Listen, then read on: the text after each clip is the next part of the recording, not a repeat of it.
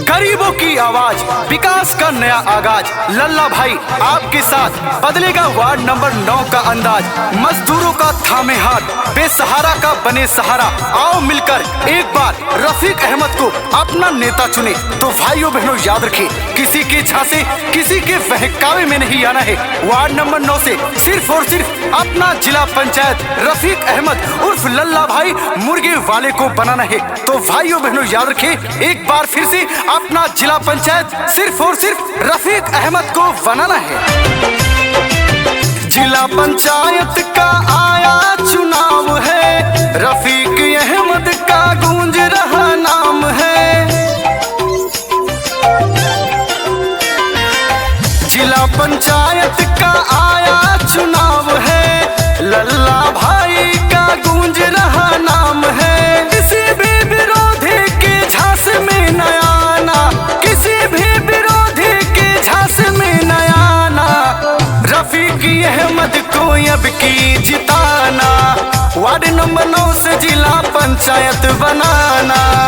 गरीबों के रहनुमा प्रत्याशी रफीक अहमद लल्ला भाई काम बोलता है, विश्वास बोलता है। आपका साथ सबका विकास, रफीक अहमद पर करके देखिए विश्वास। तो भाइयों बहनों याद रखिए, वार्ड नंबर 9 में अगर परिवर्तन लाना है तो किसी के झांसे किसी के बहकावे में नहीं आना है। रफीक अहमद उर्फ लल्ला भाई को अपना जिला पंचायत बनाना है।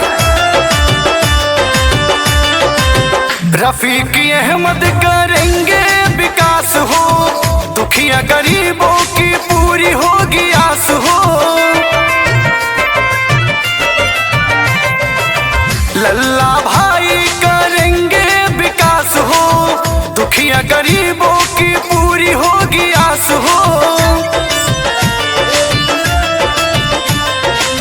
सारी जनता ने अब की है ठाना, सारी जनता ने अब की है ठाना। रफीक अहमद को अब की जिताना, वार्ड नंबर 9 से जिला पंचायत बनाना। काम किया है काम करेंगे, जन जन का सम्मान करेंगे और झूठे वादे नहीं करेंगे। तो भाइयों बहनों याद रखिए, इस बार किसी के झांसे किसी के बहकावे में नहीं आना है। गरीबों के हितैषी, गरीबों के मसीहा, आधी रात को फोन उठाने वाले, दौड़े दौड़े आने वाले, आपके अपने और हम सब के चहेते रफीक अहमद उर्फ लल्ला भाई मुर्गे वाले को अपना जिला panchayat ward number 9, ward number 10 से बनाना है और अपने क्षेत्र में विकास लाना है। सबको देखा आपने बार बार, लल्ला भाई को देखो एक बार। सबको देखा आपने बार बार, लल्ला भाई को देखो एक बार। सारी जनता ने मिलके है ठाना, सारी जनता ने मिलके है ठाना। रफीक अहमद को अब की जिताना, वार्ड नंबर 9 से जिला पंचायत बनाना।